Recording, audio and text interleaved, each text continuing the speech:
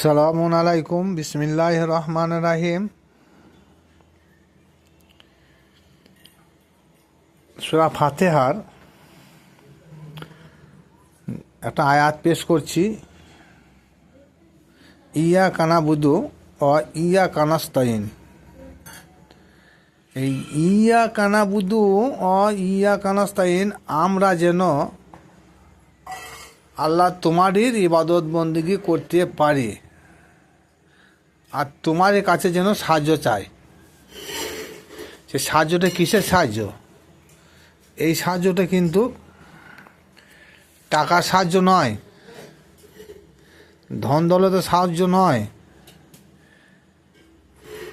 পুত্র সন্তান কোনো সন্তানের সাহায্য নয়, কোনো নেতামন্ত্রীর সাহায্য নয়, এটা মান সম্মানের সাহায্য নয়। এই সাহায্যটা হচ্ছে দ্বীনি ইসলামের পথে সাহায্য। কিন্তু এই আয়াতটাকে সামনে নিয়ে অধিকাংশই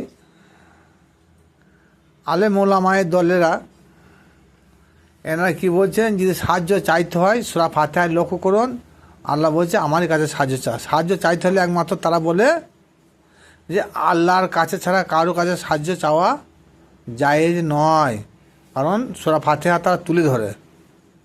কিন্তু আমরা যে সাহায্য চাই, দুনিয়াদারি সাহায্য, কেউ কারো পুত্র সন্তান হয়েছে, কোনো সন্তান হয় নাই, তার জন্য কোনো মাজারে অলির দরবারে গিয়ে কোনো আল্লাহ নেককার বান্দার কাছে গিয়ে সাহায্য চায়। কারো আবার একাধিক মেয়ে হয়েছে, পুত্র সন্তান নাই, সেটা কোনো একটা মাধ্যম শক্তি দ্বারা সাহায্য চানো হয়েছে আল্লাহর কাছে।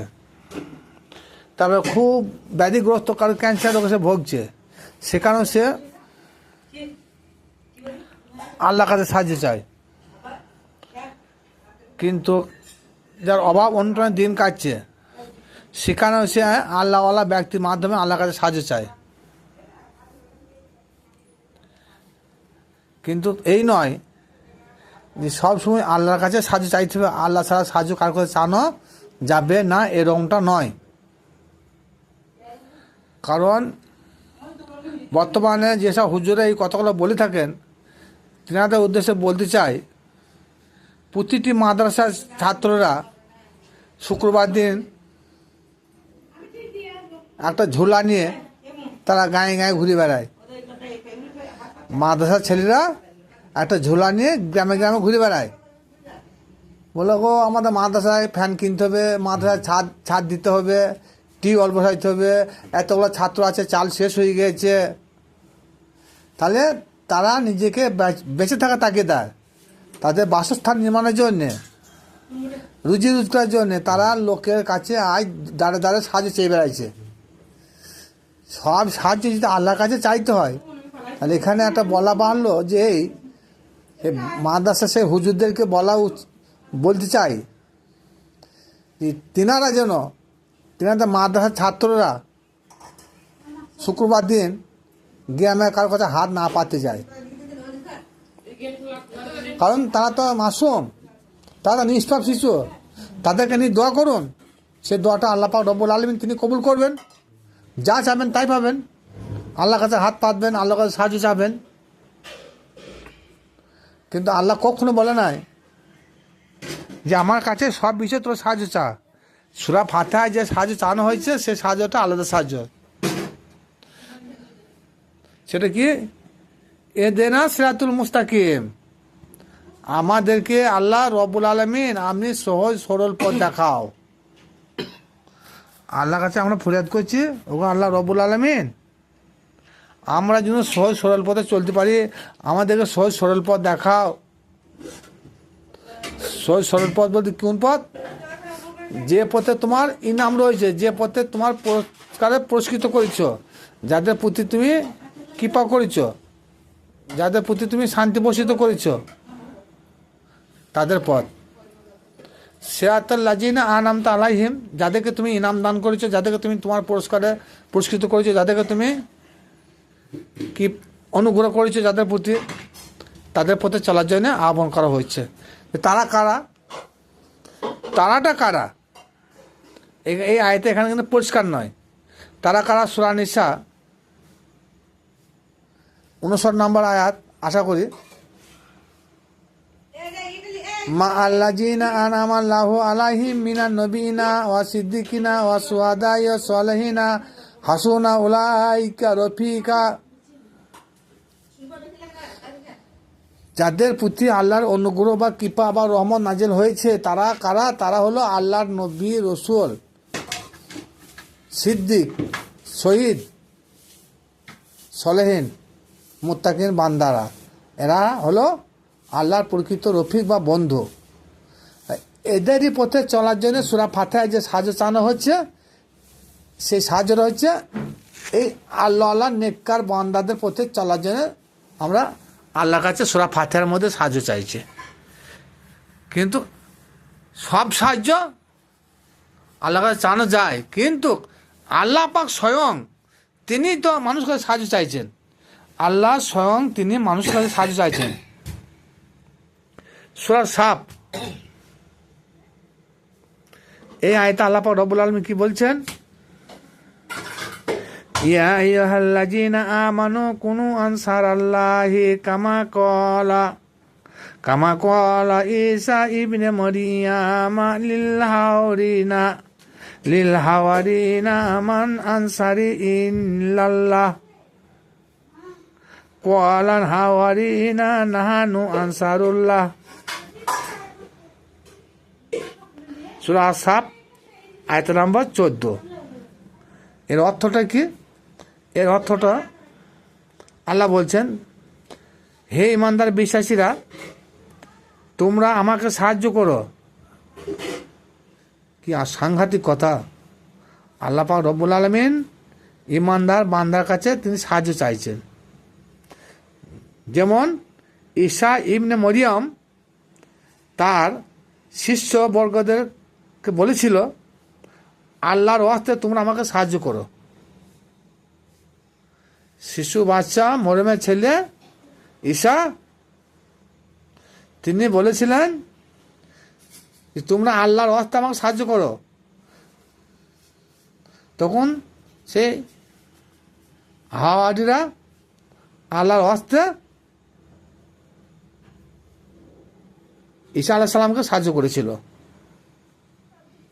তাহলে ঈসা আলাইহিস সালামকে সাহায্য করা মানে আল্লাহকে সাহায্য করা, আল্লাহ রসুলকে সাহায্য করা মানে তাহলে আল্লাহকে সাহায্য করা। তার প্রমাণ এইটাই।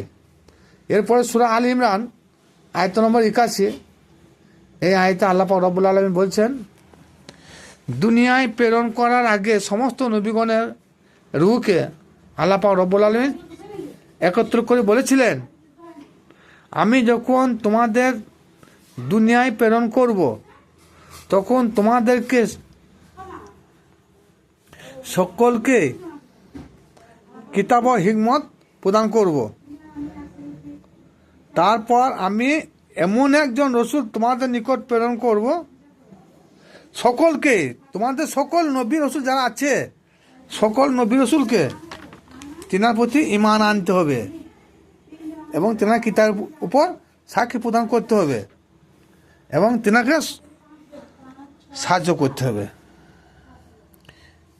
এই বলে সমস্ত নবীর আল্লাহ অঙ্গীকার নিয়েছিলেন। তাহলে অঙ্গীকার কি? সমস্ত আদম থেকে ঈসা নবী পর্যন্ত সমস্ত নবীদের অঙ্গীকার নিলেন যে আমি তোমাদের কাছে এমন একটা রসুল পাঠাবো, তিনার প্রতি ঈমান আনতে হবে এবং তিনার কিতাবের প্রতি ঈমান আনতে হবে, আল কোরআনের প্রতি ঈমান আনতে হবে। এর কথা পরিপ্রেক্ষিতে সকল নবী রসুল হুজুর পাক সাল্লাল্লাহু তাআলা আলাইহি সাল্লামের প্রতি ঈমান আনলেন। তাহলে এখান থেকে কি বোঝা গেল? এখান থেকে বোঝা গেল আদম নবী থেকে হযরত ঈসা আলাইহিস সালাম পর্যন্ত সমস্ত নবীদের নবী হলো হুজুর পাক সাল্লাল্লাহু তাআলা আলাইহি সাল্লাম। তাহলে আদম নবী কার উপর ঈমান আনলেন? আদম নবী ঈমান আনলেন নবী মোহাম্মদ মুস্তাফা সাল্লাল্লাহু তাআলা আলাইহি সাল্লামের উপর। ঈসা নবী কার উপর ঈমান এনেছেন? নবী মোহাম্মদ মুস্তাফার উপরে ঈমান এনেছেন। তিনি ঈমান আনলেন, কীভাবে ঈমান আনলেন? লা ইলাহা ইল্লাল্লাহ মুহাম্মদ রাসূলুল্লাহ পরে ঈমান এনেছেন। আদম নবী কি করেছেন? লা ইলাহা ইল্লাল্লাহ মুহাম্মদ রাসূলুল্লাহ বলে ঈমান এনেছেন।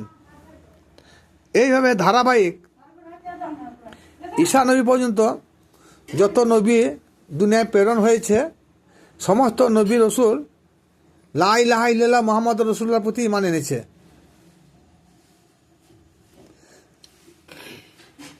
তাহলে কি হলো? এবং এই ঘটনা পরিপ্রেক্ষিতে আল্লাহ পাক রব্বুল আলামিন তিনি বলছেন নবী মোহাম্মদ মুস্তাফা সাল্লাল্লাহু তাআলা আলাইহি সাল্লাম তিনিও আমারও নবী। আদম থেকে ঈসা নবী পর্যন্ত সমস্ত যে নবী রসুল দুনিয়ায় একের পর এক আল্লাহ পাক রব্বুল আলামিন প্রেরণ করেছেন, তিনাদের নবীর নাম হলো হযরত মুহাম্মদ মুস্তাফা সাল্লাল্লাহু তাআলা আলাইহি সাল্লাম। আর আল্লাহর নবীর নাম হলো সেই নবী মুহাম্মদ মুস্তাফা সাল্লাল্লাহু তাআলা আলাইহি সাল্লাম। এখানে বিষয় হইল, এনারা যখন দুনিয়ায় একের পর এক দুনিয়ায় এলেন, তখন তো নবী দুনিয়ায় আসেন নাই। এখানে কোন নবী বললাম? নবী মোহাম্মদ মুস্তাফা সাল্লাল্লাহু তাআলা আলাইহি সাল্লাম কথা। তাহলে তার আগে এই নবীর প্রতি আদম নবী ঈমান এনেছে, হ্যাঁ, নূহ নবী ঈমান এনেছে, ইব্রাহিম নবী ঈমান এনেছে, ইয়াকুব নবী, ইউসুফ নবী, মুসা নবী, ঈসা নবী, সকল নবী সেই নবীর প্রতি ঈমান এনেছে। তাহলে সেই নবী কি সাধারণ নবী? সেই নবী কি আমাদের মতন একজন মানুষ? তা আমাদের মতন যদি একজন মানুষ হলো, তাহলে সে আদম থেকে ঈসা পর্যন্ত এত বড় বড় নবী আগমন করলেন, তো তিনাদের নবী হলেন কি করে? কিন্তু লোকে তো বলে থাকে নবী একজন মানুষ, মাটির মানুষ, নূরকে স্বীকারই করে না। তাহলে যদি তিনি মাটির মানুষই হন, তাহলে তো তখন ছিল কোথায়? তিনি যে একজন নূর তাহা কিন্তু লোকে অস্বীকার করে। আর যে নবীর প্রতি আগে তিনি ঈমান আনলেন, তখন তো কয়েকশো হাজার বছর আগে, তখন সে নবী ছিল কোথা? এগুলো ভাবতে বড় অবাক লাগে। এরপর দেখুন এই সাহায্যের কথা যেটা তুলে ধরা হয়েছে সূরা মুহাম্মদ আয়াত নম্বর 7, ইয়া আইয়ুহাল্লাযীনা আমানু তানসুরুল্লাহা ইয়ানসুরুকুম ইউসাব্বিত আকদামাকুম। অর্থাৎ হে বিশ্বাসীগণ, তোমরা আল্লাহকে সাহায্য করো, আমি আল্লাহ তোমাদেরকে সাহায্য করব। তাহলে কি হলো? আল্লাহ পাক রব্বুল আলামিন সূরা মুহাম্মদের 7 নম্বর আয়াতে বলছেন, ঈমানদার ব্যক্তিরা তোমরা আমাকে সাহায্য করো। তাহলে আল্লাহকে সাহায্য আগে করতে হবে, তাহলে আমাদেরকে আল্লাহ পরে সাহায্য করবে। আর যেসব মৌলবীরা বলে থাকে যে সাহায্য চাইতে হইলে আগে আল্লাহর কাছে সাহায্য চায়, এই মৌলবীদের কীরকম কী বুদ্ধি ভেবে তাল পাওয়া যায় না। হ্যাঁ, আল্লাহ স্বয়ং তিনার বান্দার কাছে সাহায্য চাইছে। তাহলে এই সাহায্যটা কিসের সাহায্য? এই সাহায্যটা হচ্ছে দিনী ইসলামকে প্রতিষ্ঠিত করার জন্য সাহায্য। আর সূরা ফাতিহা যে সাহায্য, সরল পথে চলার জন্য সাহায্য, আল্লাহর বন্ধু হওয়ার জন্য সাহায্য, আল্লাহর নেককার বান্দা হওয়ার জন্য সাহায্য, মুত্তাকির বান্দা হওয়ার জন্য সাহায্য, সলেহীন বান্দা হওয়ার জন্য সাহায্য, রফিক বান্দা হওয়ার জন্য সাহায্য চালানো হচ্ছে। উলাইকা হুমুল রফিকা, ওরাই হচ্ছে আল্লাহর রফিক বা বন্ধু, যাদের প্রতি আল্লাহর নিয়ামত বা করুণা বর্ষিত হয়েছে। আর সে করুণা বা নিয়ামত প্রাপ্ত বন্ধুদের প্রতি আল্লাহ কাছে আমরা আহ্বান করছি বা সাহায্য চাইছি। তাহলে সূরা ফাতিহার সাহায্য আর সূরা মুহাম্মদের 7 নম্বর আয়াতের সাহায্য এক নয়। তাহলে যিনারা বলেন সাহায্য চাইতে হলে আল্লাহর কাছে, এটা ঠিক নয়। আল্লাহ রসুলের কাছে সাহায্য চানো মানে আল্লাহর কাছে সাহায্য চানো। আল্লাহ রসুলকে স্মরণ করা মানে যদি আল্লাহকে স্মরণ করা হয়, তাহলে আল্লাহ রসুলের কাছে সাহায্য চানো মানে আল্লাহর কাছে সাহায্য চানো। ভিডিওটা যদি শুনে ভালো লাগে, যদি হুসাইনে মুসলমান হয়ে থাকেন, তুর্কপন্থী ভাই কেউ থাকেন, তাহলে আশা করি নিশ্চয়ই বেশি করে শেয়ার ও লাইক করবেন। আর এই ধরনের আধ্যাত্মিক লাইনের ভিডিও পেতে নিত্য নতুন সাবস্ক্রাইব করবেন। আসসালামু আলাইকুম, খুদা হাফেজ।